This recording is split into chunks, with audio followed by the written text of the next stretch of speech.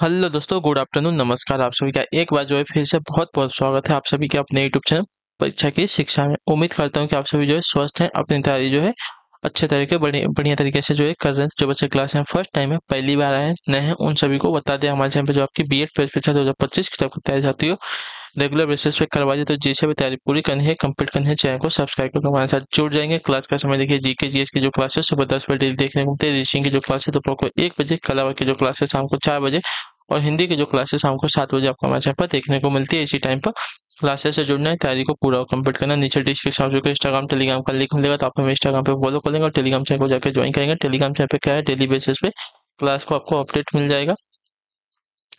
बाकी जो एग्जाम के अपडेट आपको मिलेगा क्लास के टेलीग्राम चैनल के माध्यम से ही मिलेगा। तो इसको जो है ज्वाइन करके रखेंगे। तो चलेंगे क्लास स्टार्ट करें। स्टार्ट करने से पहले जिसने अब तक क्लास को लाइक नहीं किया, क्लास को लाइक करेंगे, क्लास को अपने दोस्तों का शेयर कर देंगे और जिसने अभी तक चैनल को सब्सक्राइब नहीं किया, चैनल को सब्सक्राइब भी कर देंगे। ठीक है, चलिए क्लास स्टार्ट करें। पहला क्वेश्चन आपका 41, ध्यान से देखेंगे, बताएंगे राइट आंसर का। यदि महीने का 8वां दिन, ठीक है, शुक्रवार से 2 दिन पहले होता है, ठीक है, तो महीने का 21वां दिन कौन सा दिन होगा? महीने का 8वां दिन शुक्रवार को 2 दिन सॉरी, महीने का 8वां दिन जो है शुक्रवार से 2 दिन पहले होता है।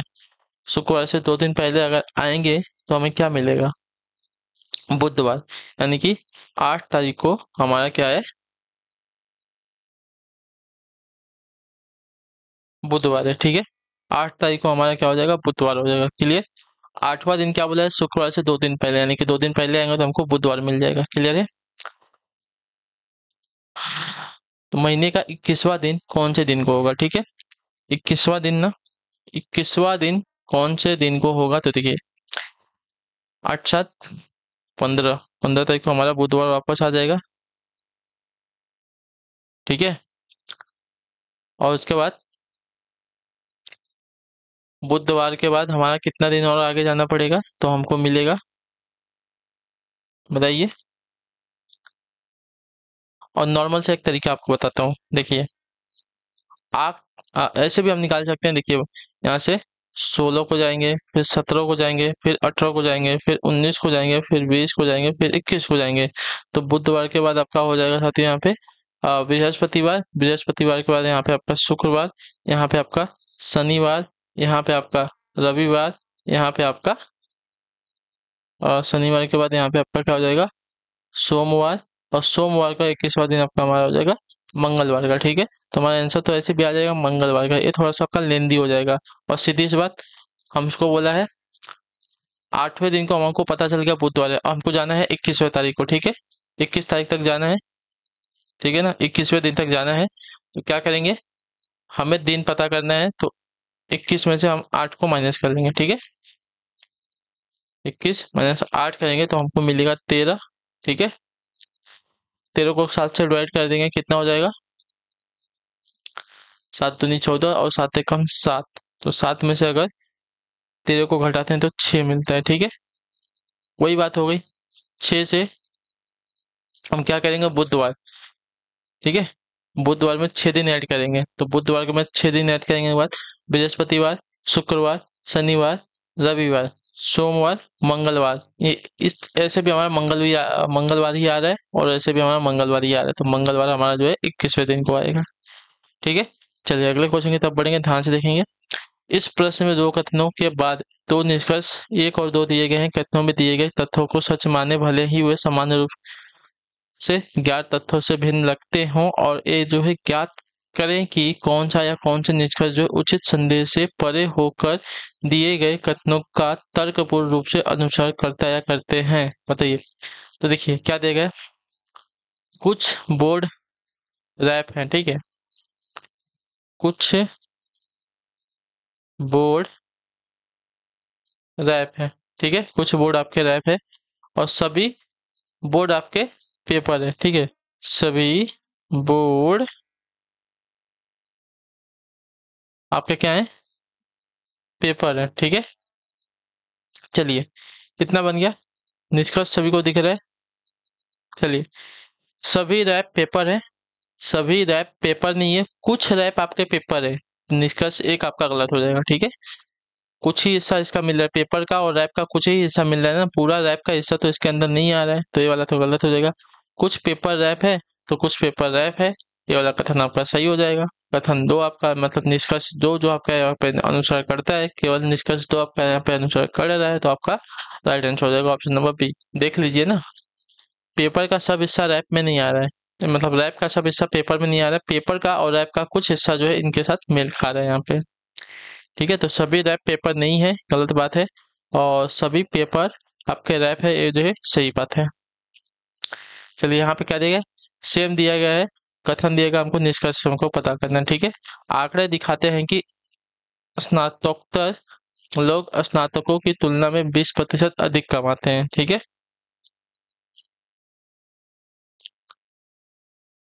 देखिए आंकड़े दिखाते हैं कि स्नातकोत्तर लोग जो है स्नातकों की तुलना में 20% अधिक कमाते हैं। तो यहाँ पे निष्कर्ष देखते हैं क्या दिया गया है। पहला निष्कर्ष दिया गया है कि यदि सभी स्नातक स्नातकोत्तर बन जाते हैं तो सभी लोगों की औसत शुरुआती वेतन 20% बढ़ जाएगी। सही बात है, क्योंकि स्नातक उत्तर लोग जो है वो आपके कितना कमा रहे हैं, स्नातकों की तुलना में 20% अधिक कमाते हैं। ठीक है, 20% अधिक कमाते हैं, तो इसलिए अगर ये जो है स्नातक जो है स्नातक जो है स्नातकोत्तर बन जाएंगे तो ये भी जो है 20% अधिक कमाएंगे।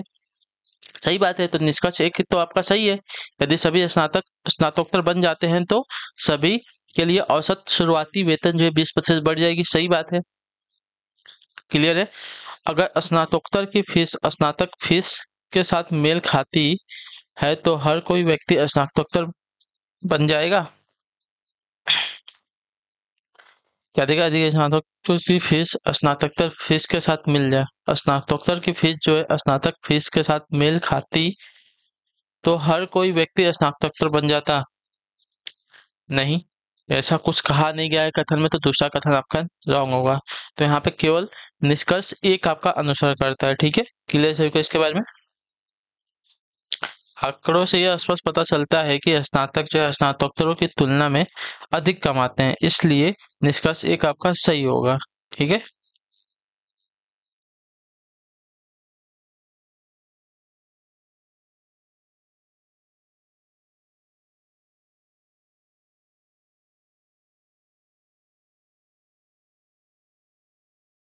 चलिए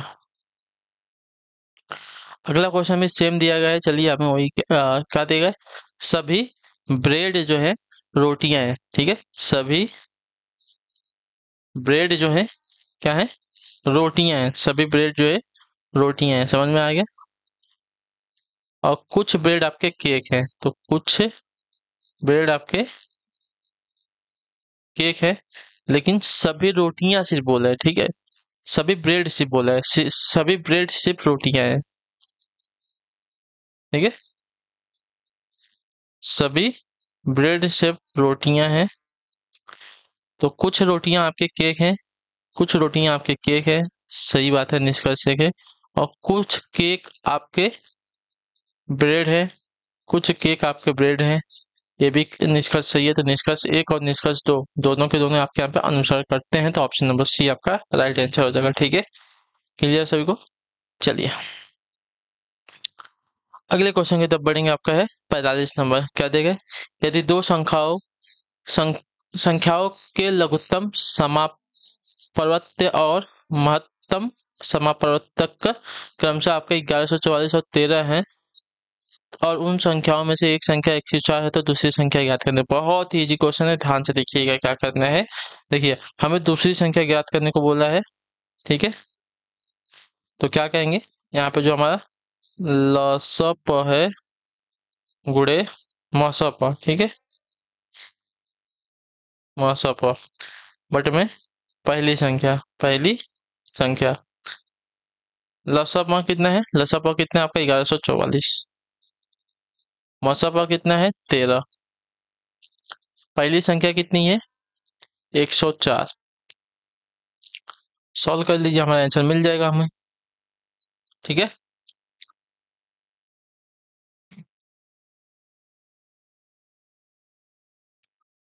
ठीक है, इसको सॉल्व करेंगे तो हमारा आंसर हमको मिल जाएगा। अगर 1144 को हम क्या करेंगे, भागे 104 करेंगे तो डिवाइड हो जाएगा पूरी बार में। ठीक है, अगर हमें 1144 को भाग देते हैं चलिए 104 से, तो पहली बार में जाएगा।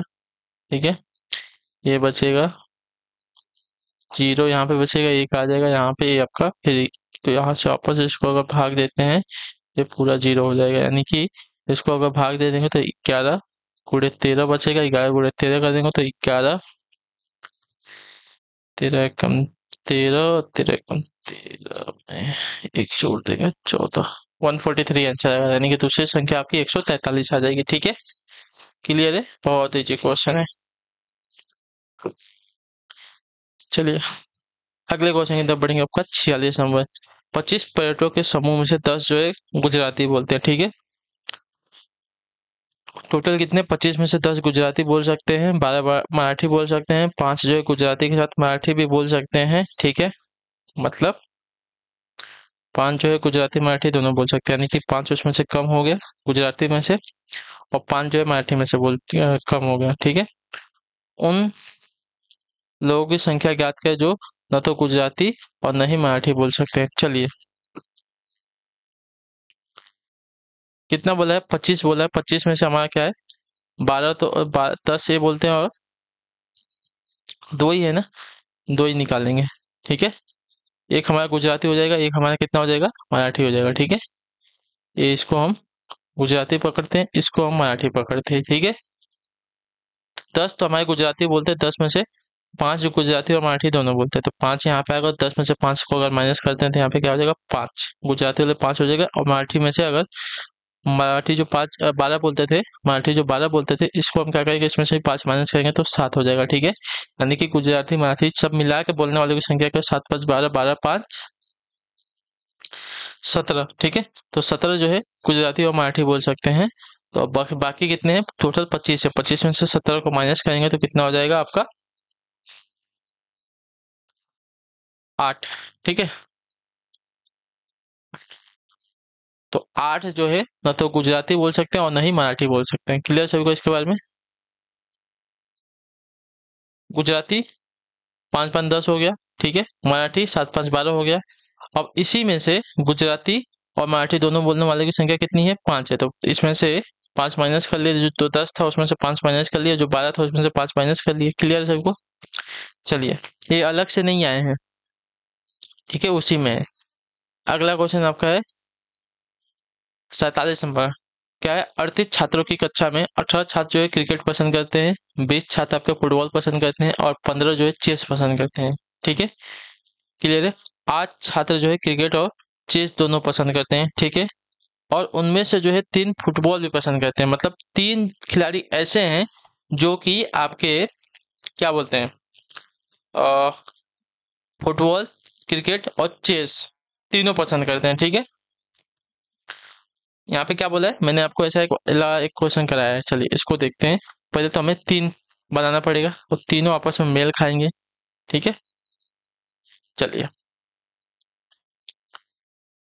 हमें क्या बोला था, 18 जो है क्रिकेट खेलते हैं। चलिए 18 हमारे क्रिकेट वाले हो जाए, क्रिकेट जो है 18 लोग खेलते हैं, फुटबॉल 20 लोग खेलते हैं। ठीक है, फुटबॉल 20 लोग खेलते हैं, और जो 15 चेस खेलते हैं, चेस खेलने वालों की संख्या 15 है। ठीक है, चलिए 3 तो हमारे सब खेलते हैं। ठीक है, 3 हमारे जो है सभी खेलते हैं।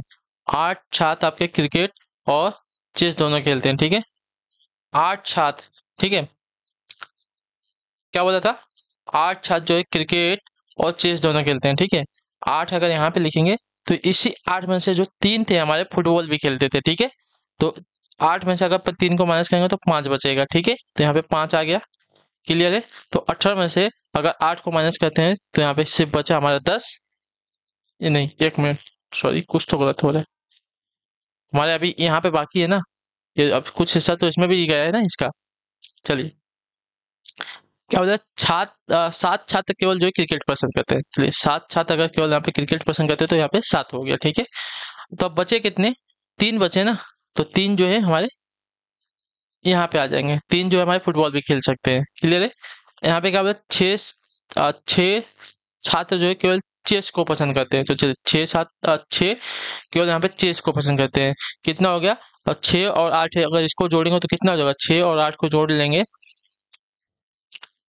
तो आपका हो जाएगा 6 दूनी 12, 13, 14 हो जाएगा। 14 तो मतलब टोटल चेस खेलने वाले 15 थे, 15 में से 14 हमारे यहाँ पे डिवाइड हो गए, बचा हमारा खाली एक। तो एक हमारा जो यहाँ पे फुटबॉल खेलने वाले में से आ गया। ठीक है, अब देखिए यहाँ पे कितना हो गया? 3 3 6 1 7, और टोटल खेलने वाले कितने हैं? 20। तो 20 में से 7 को माइनस करेंगे तो बचेंगे 13 जो है हमारे फुटबॉल खेलने वाले हो जाएंगे। ठीक है, तो हमसे क्या पूछा है? कितने छात्र केवल फुटबॉल खेलते हैं? हमने निकाल लिया है यहाँ पे 13 छात्र केवल फुटबॉल खेलते हैं। क्लियर है सभी को? जिसको नहीं समझा होगा एक बार और जो है आराम से वीडियो देखेंगे और उसके बाद समझेंगे, हमें पता चल जाएगा। ठीक है, चलिए। क्रिकेट खेलने वाले 18 थे, फुटबॉल खेलने वाले 20 थे, चेस खेलने वाले 15 थे। ठीक है, अब बोला था क्रिकेट और चेस खेलने वालों की संख्या 8 है। ठीक है, क्रिकेट और चेस खेलने वालों की संख्या चेस खेलने वालों की संख्या 8 है, और उसी 8 में से 3 जो है फुटबॉल भी खेलते हैं। तो 8 में से 3 को माइनस कर लिए तो हमारा हो गया 5, तो 5 इन दोनों में आ गया। ठीक है, अब बचा था हमारा 5 और 3, ये हमारा 8 हो गया। और इसमें से क्या बचा? सिर्फ 7 साथ हमारे क्रिकेट खेलते हैं, तो 7 साथ यहाँ पे क्रिकेट खेलते हैं। तो बचे कितने? 7 5 3, इन सबको जोड़ लेंगे, हमारा कितना हो जाएगा? 15 हो जाएगा। ठीक है, तो 15 में से अभी 3 बचेंगे ना, 18 में से अगर -15 करते तो 3 हमारे जो फुटबॉल में आ जाएंगे, फुटबॉल वाले में हिस्से में आ जाएंगे। उसी प्रकार यहाँ पे हमारे के 6 छात्र जो है हमारे सिर्फ चेस खेलते हैं। ठीक है, तो हमारा कितना था? 6 5 3, इन सबको जोड़ लेंगे, हमारा हो जाएगा 14। ठीक है, इन सबको हम जोड़ लेंगे तो हमारा 14 हो जाएगा। और चेस खेलने वाली संख्या कितनी थी? 15 थे, 15 में से एक को माइनस कर लेंगे, मतलब 15 में से 14 को माइनस करेंगे तो एक बचेगा यहाँ पे, यानी कि फुटबॉल वाले में हमारा एक आ जाएगा। ठीक है, अब हमको पूछा है कि फुटबॉल खेलने वाले कितने हैं? तो फुटबॉल खेलने वाले कुल 20 है। 20 में से 3 जो है क्रिकेट और फुटबॉल दोनों खेलते हैं, और 3 जो है हमारे फुटबॉल क्रिकेट और चेस तीनों खेलते हैं, और एक जो है हमारा चेस खेलता है। ठीक है, तो इन सबको जोड़ लेंगे तो हमारा 7 हो जाएगा। और 7 में से अगर 13 को 7 में से अगर 20 को माइनस कर 20 में से हम 7 को माइनस करते तो हमारा आंसर आएगा 13। ठीक है, चलिए अगला क्वेश्चन है 48 में। क्या देगा? यदि अंग्रेजी वर्णमाला में सम संख्या पर आने वाले सभी अक्षरों को हटा दिया जाए। ठीक है, 4 के गुणकों को छोड़कर, ठीक है, 4 के गुणकों को छोड़कर बोला है, तो नई वर्णमाला श्रृंखला में 13वें स्थान पर कौन सा अक्षर आएगा? ठीक है, यदि अंग्रेजी वर्णमाला में सम संख्या के आने वाले सभी अक्षरों को हटा देते हैं। ठीक है,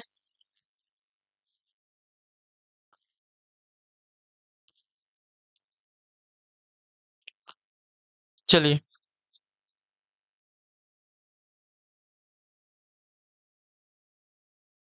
जो 4 पे आएंगे हमको उसको हटाना है। क्लियर सभी को? देखिए, ए बी सी,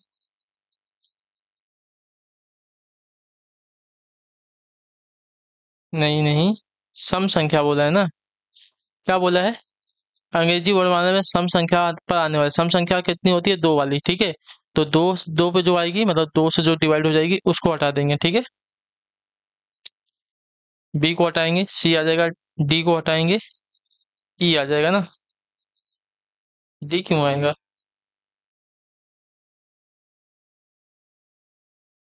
मतलब जो 4 पे आएगा उसको रखना है हमको, ये बोला है। ठीक है, 4 के गुणनफल 4 के गुणकों को छोड़कर, ठीक है, 4 के गुणकों को छोड़कर, यानी कि 4 वालों को हमको रखना पड़ेगा यहाँ पे। ठीक है, 4 के जो गुणनफल में आएगा उनको हमको रखना पड़ेगा, तो 4 के गुणनफल में डी आएगा। ठीक है, 4 एकम 4 होता है। ठीक है, उसके बाद ए बी सी डी ई, ई 5वें पे आता है, विषम संख्या है। एफ, एफ हमारा 6ठे पे आता है और 4 का गुणनफल भी नहीं है। ठीक है,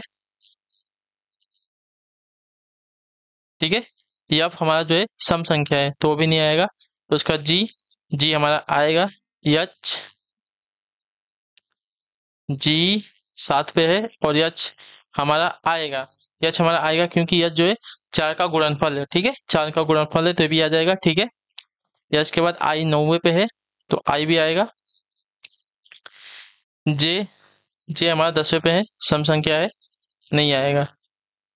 के, जे के बाद के विषम संख्या है तो आएगा, 11 पे आता है के। के यल, जे के यल जेके यल ना, तो यल आएगा यल, क्योंकि 12 पे ना, 12 का मतलब 4 का गुणनफल 12 है, भले से सम संख्या लेकिन 4 का गुणनफल भी है। ठीक है, यल यम, यम भी आएगा। ठीक है, यम भी आएगा, क्योंकि यम जो है हमारा कितने नंबर पर आता है साथियों, तो एक मिनट,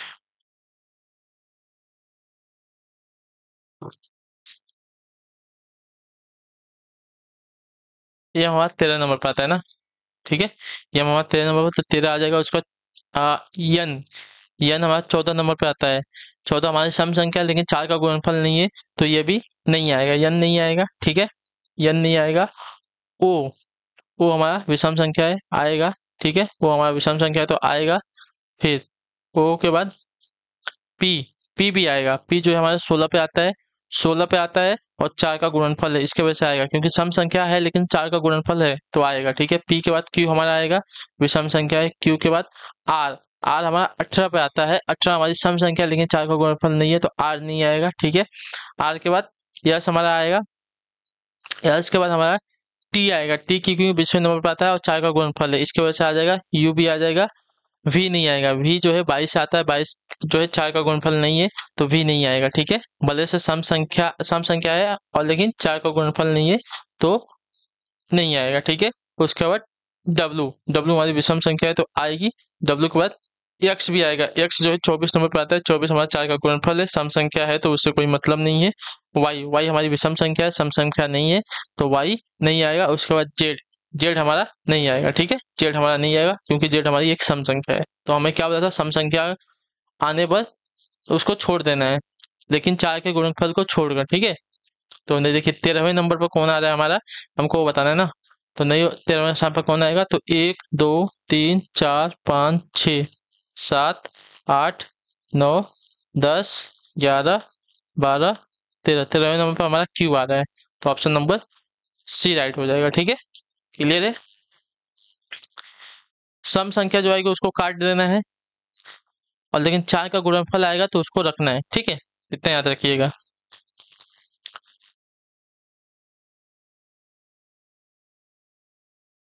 अगर आपको नहीं समझ में आया तो देखिए क्या करना, आप लोग A B C D E F G H I J K L M N O P Q R S T U V W X Y Z. ठीक है, अब लिख लो 1 2 3 4 5 6 7 8 9 10 11 12 13 14 15 16 17 18 19 20 21 22, उसके बाद 23 24 25, लास्ट में 26। ठीक है, तो देखिए सम संख्या और सम संख्या को काटना है, सम संख्या को काट, लेकिन 4 का गुणनफल जो रहेगा उसको नहीं काटना है। तो 4 का गुणनफल ए है, इसको नहीं काटेंगे। सम संख्या एफ है, इसको काट देंगे।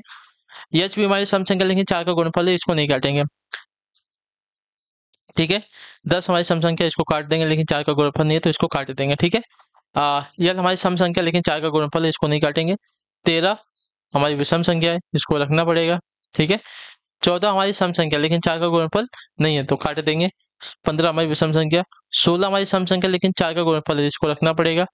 और उसके बाद 18 हमारी सम संख्या है, 4 का गुणनफल नहीं है तो इसको काट देंगे। 20 हमारी सम संख्या है लेकिन 4 का गुणनफल, तो इसको रखना पड़ेगा। ठीक है, 21 22 22, 22 को भी हमको काटना पड़ेगा, 22 क्योंकि हमारी सम संख्या है। ठीक है, 23 हमें रखेंगे। 24 एक्स को काटना पड़ेगा, क्योंकि नहीं, 24 को नहीं काटना पड़ेगा क्योंकि 4 का गुणनफल है ना, 4 का गुणनफल है तो उसको रखना पड़ेगा। ठीक है, 4 का गुणनफल उसको रखना पड़ेगा। उसके बाद 24 25, 25 के बाद 26 को काटना पड़ेगा। ठीक है, तो हमारा ए सी D E ji H I K L M O P Q S T U W X और वाई बचा था। ठीक है, और लास्ट में हमारा वाई बचा था। तो अब बोला था इसमें से हमारे 13 स्थान पे कौन सा आया था, क्यू आया था। ठीक है, चलिए, एक समूह में उतनी ही एक समूह में उतनी ही मुर्गियां हैं जितनी की भेड़ है। ठीक है,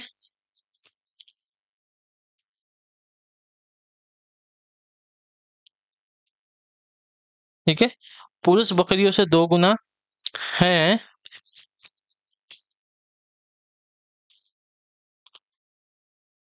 और यदि पैरों की कुल गणना 44 है तो समूह में कितने चार पैरों वाले जानवर है, ठीक है, हमें ये बताना है। चलिए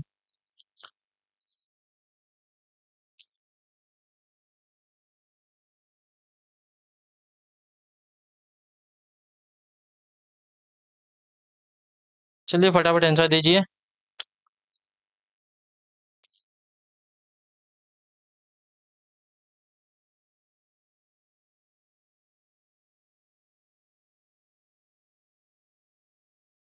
ठीक है, तो देखिए, माना जो मुर्गी है और भेड़ है, मुर्गी और भेड़ की संख्या जो हमने एक्स मान ली, ठीक है, क्लियर है। पुरुष जो है बकरियों से 2 गुना ज्यादा है। चलिए, पुरुष को क्या बोला है कि पुरुष जो है बकरियों से 2 गुना ज्यादा है, ठीक है, यानी कि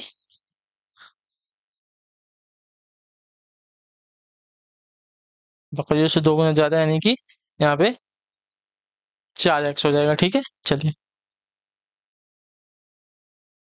बकरियां और भेड़, एक समूह में उतनी ही मुर्गियां हैं जितनी की भेड़। पुरुष हो, पुरुष जो है बकरियों से 2 गुना है और बकरियां भेड़ों से 2 गुना है, ठीक है। बकरियां जो है भेड़ों से भी 2 गुना है, तो बकरियां हमें पता चल जाएगा यहाँ पे। बकरियां जो है भेड़ों से भी 2 गुना है, तो भेड़ दो, यहाँ पे एक्स आ जाएगा, तो यहाँ पे आपका 2x हो जाएगा, ठीक है। तो बकरियां हमें यहाँ पे पता चल गया 2x, ठीक है। इस हिसाब से हमारे यहाँ पे 4x आ गया, ठीक, क्लियर है। यदि पैरों की कुल गणना करनी है 44, तो समूह में 4 पैर वाले कितने हैं? 4 पैर वाले कौन है? भेड़, बकरी, ठीक है। भेड़ और बकरी हमारे 4 पैर वाले हैं, ठीक है। पैरों की संख्या हमको निकालनी है, पैरों की संख्या, ठीक है। तो देखिए, पैरों की संख्या में अगर देखेंगे तो यहाँ पे पुरुष, मुर्गी, भेड़, इन सबके साथ हमारा क्या हो जाएगा? 4 गुणे x, ठीक है। बकरी और भेड़ की संख्या +4, ठीक है, गुणे x में क्या करेंगे? यहाँ पे हमारा 2x है ना, यहाँ पे हमारा 2x आ गया, ठीक, +2, ठीक है। ये हमारे मुर्गी वाले आ जाएंगे, ठीक है। मुर्गी की संख्या कितनी होती है? ये हमारी कितनी हो जाएगी मुर्गी की संख्या?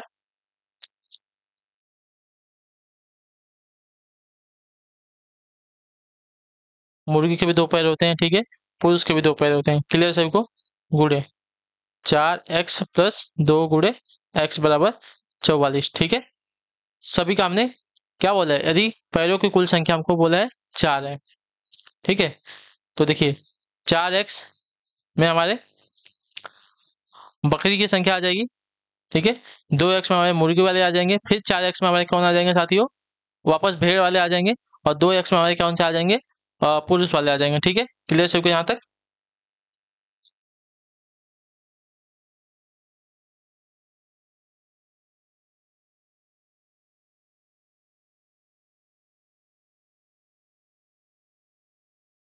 तो इन सबको अगर देखेंगे तो हमारा कितना हो जाएगा? ये 4x हो जाएगा। एक्स वाले देख लेते हैं पहले कितने हो रहे हैं, ठीक है।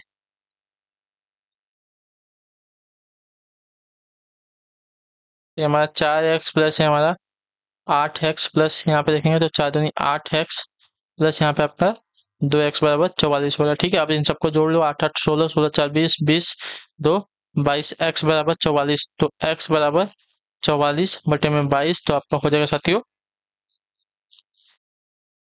2, ठीक है। x की संख्या हमारी कितनी आ गई? 2, क्लियर है। तो अतः कुल 4 पैर वाले जानवर कितने हो जाएंगे? देखिए,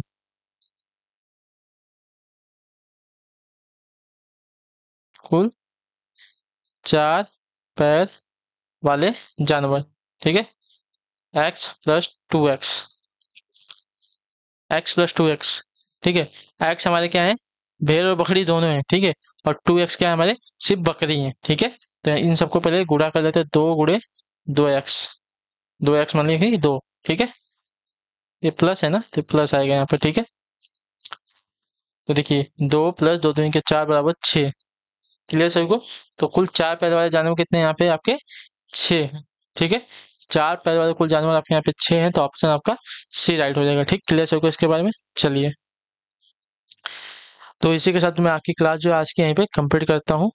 आपके लिए एक होमवर्क है, इसको आप लोग देख लीजिए, ये आपका होमवर्क रहेगा, ठीक है। किसी रिवर्स वर्णमाला श्रृंखला में बाईं ओर से 12वें अक्षर के दाईं ओर कौन सा अक्षर 8वां होगा, ठीक है।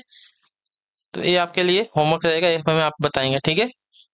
चलिए, तो इसी के साथ में जो आपकी जो क्लास है आज के यहीं पे कंप्लीट करता हूँ। आई होप आपको क्लास जो अच्छी लगी, अच्छा ये क्लास को लाइक कर दिया, चैनल पहले चैनल को सब्सक्राइब कर दिया, और हमें जो है कमेंट में पूरा क्लास के बारे में जो है आपको क्लास कैसे, बाकी अगर आपका कोई डाउट, कोई क्वेश्चन, कोई क्वेरी है तो आप मुझे कमेंट में पूछेगा, उसका आंसर आपको हम पूरी तरह से देंगे, ठीक है। तो हम आपसे मिलते हैं आपकी नेक्स्ट क्लास में, तब तक के लिए टाटा बाय बाय, जय हिंद, जय भारत। आपसे क्लास से जुड़ने के लिए बहुत बहुत ही धन्यवाद साथी।